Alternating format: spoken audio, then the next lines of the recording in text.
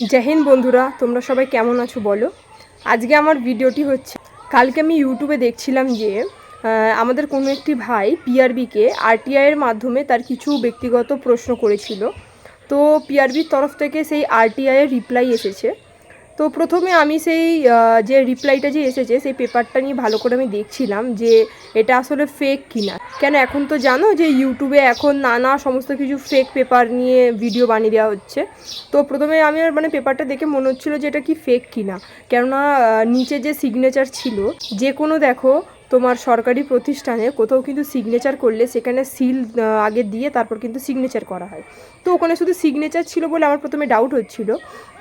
তারপর আমার যে সমস্ত বন্ধুবান্ধবগুলো এই এক্সামারে দিয়েছে তো তাদেরকে আমি ওই পেপারটা পাঠালাম।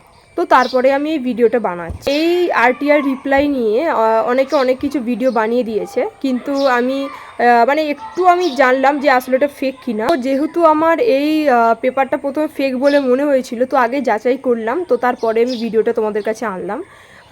এই রিপ্লাই নিয়ে অনেকে অনেক রকম মন্তব্য করছে ইউটিউবে, তো আমি সমস্তটাই তোমাদের কাছে বিশ্লেষণ করে বলছি। তার আগে আমি তোমাদেরকে বলতে চাই যে এই রিপ্লাইয়ে মানে ভাই কী কী কোশ্চেন করেছিল আর কি পিআরবিকে আরটিআইয়ের মাধ্যমে, আর তার কী কী রিপ্লাই এসেছে সেগুলো জাস্ট আমি খুব শর্টে আমি তোমাদেরকে জানিয়ে দিতে চাই। দেখো এখানে আমি দিয়ে দিলাম ওই আরটিআই রিপ্লাইটা। দেখো এইখানে ওই ভাইটা তোমার জিজ্ঞাসা করেছিল যে ফিজিক্যালের সময় কত গুণ ছেলে মেয়েকে ডাকা হয়েছিল। ওই ভাইটি তার ওএমআর শিট আর দেখতে চায়, তো সেটি কবে মানে ও দেখতে পারবে আর কি।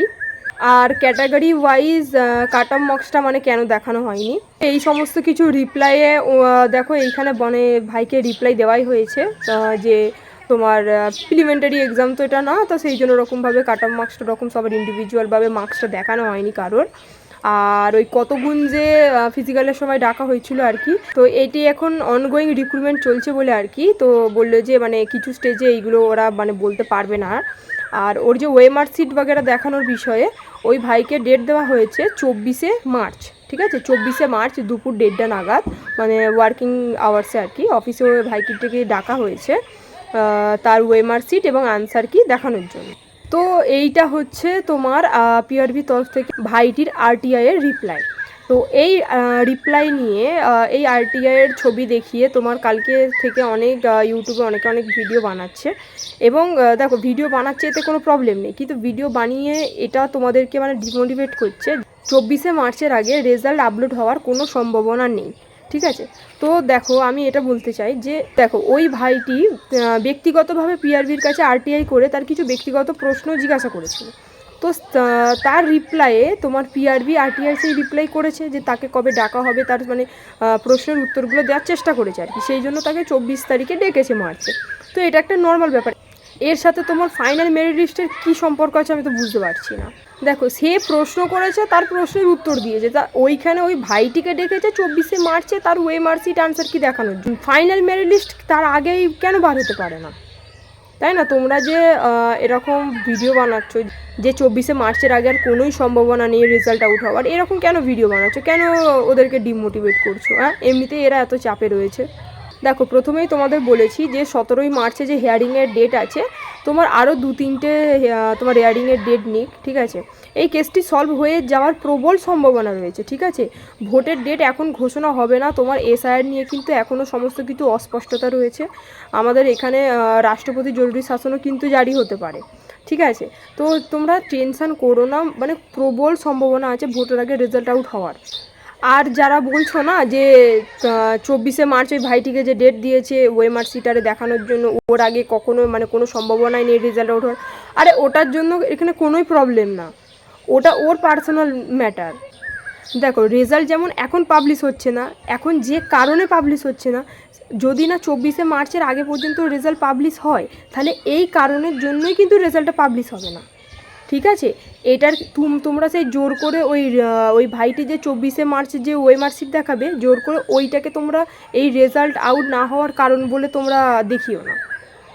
এখন যে কারণের জন্য ঠিক রেজাল্ট আউট হচ্ছে না, যদিও না 24শে মার্চের আগে রেজাল্ট আউট হয়, এই কারণেই কিন্তু রেজাল্ট আউট হবে না, তোমরা মিছিমিছি সবাইকে আরও মানে বিব্রত করছো আর কি, যে 24শে মার্চ এরকম ডেট দিয়েছে ওই ভাইটির ওএমআর সিটের, তো ওর আগে আর কোনো সম্ভাবনা নেই রেজাল্ট আউটের, এরকম কিন্তু কোনো ব্যাপার নেই। হ্যাঁ, আর অনেকেই বলছো যে না এমনিতেও যদি না কোর্ট কেস মানে মেটে আর কি রেজাল্ট আউট হবে না। দেখো, প্রথমেই তোমাদের বলেছি যে এর আগের বারেও কিন্তু মামলা হয়েছিল, ঠিক আছে, অনগোয়িং কেস চলছিল, কিন্তু তারপরেও কিন্তু ভোটের 1 সপ্তাহ আগে কিন্তু মেরিট লিস্ট আউট হয়েছিল। তো এইবারেও যেহেতু এটা চ্যালেঞ্জিং কেস আছে, তোমরা অনেকেই বলছো যে না চ্যালেঞ্জিং কেস যতক্ষণ না মিটবে ততক্ষণ রেজাল্ট আউট হবে না, তো এটাও অনগোয়িং কেস চলছে, ঠিক আছে। মোস্ট প্রবাবলি তোমরা দেখো যে ভোটের আগে রেজাল্ট পাবলিশ হবে, অবশ্যই পাবলিশ হবে। তো দেখো, রেজাল্ট পাবলিশ হবে কি হবে না এইটার থেকেও বড় কথা হচ্ছে যে সমস্ত ক্যান্ডিডেটরা রেজাল্টের জন্য ওয়েট করে আছে ওদের ইমোশান নিয়ে খেলো না, ঠিক আছে। ওরা কিন্তু একটা আশাই আছে যে হ্যাঁ মেবি পাবলিশ হবে, আজ না হলেও কাল না হলেও পরশু অবশ্যই কিন্তু পাবলিশ হবে, ঠিক আছে। আর তোমরা সেই না এখন হবে না, এই যে ভাইকে এই দেখিয়েছে 24শে মার্চ ডেকেছে, ওর আগে কখনোই হওয়ার সম্ভাবনা নেই, বারবার বলছি ওটা তার ব্যক্তিগত, সে আরটিআই করেছে ব্যক্তিগত, সে রিপ্লাই পেয়েছে, সে যাবে, ওর সাথে মেরিট লিস্টের কোনো সম্পর্ক নেই। রেজাল্ট না আউট হলে সে এমনি আউট হবে না, এখন যেমন আউট হচ্ছে না, এখন যে কারণে আউট হচ্ছে না সেই কারণেই হয়তো তখনও আউট হবে না, ঠিক আছে। মিছিমিছি তোমরা ওই এই যে রেজাল্ট আউট হচ্ছে না এই কারণটাকে তুমি 24শে মার্চ ওই ভাইটাকে ওএমআর সিট দেখানোর জন্য ডেকেছে এই কারণ হিসেবে তোমরা দেখিও না, ঠিক আছে। এমনিতেই সবাই খুব বিব্রত হয়ে আছে, আর কাউকে বিব্রত করো না।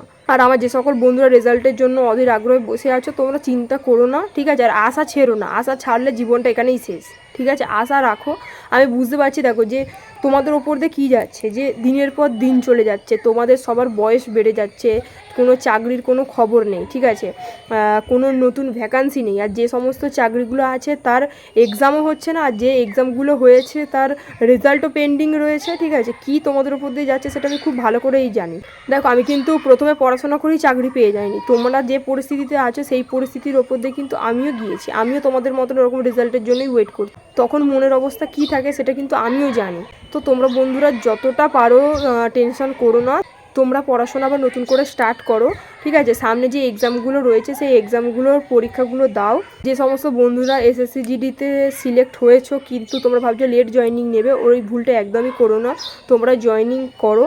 আর যদি দেখছো এখানে মেরিট লিস্ট আউট হয়েছে তো ওইখানে প্রসেস আছে বার হওয়ার, ওইখানে সেই প্রসেসের মাধ্যমে কথা আরে বলে স্যারদের সাথে তখন বেরিয়ে এসে এইখানে আবার জয়েনিং করে নিও, ঠিক আছে। তো নতুন কোনো যদি আপডেট পাই তো আমি আবার ভিডিও বানাবো। তোমরা সবাই ভালো থেকো, সুস্থ থাকো। জয় হিন্দ, জয় ভারত।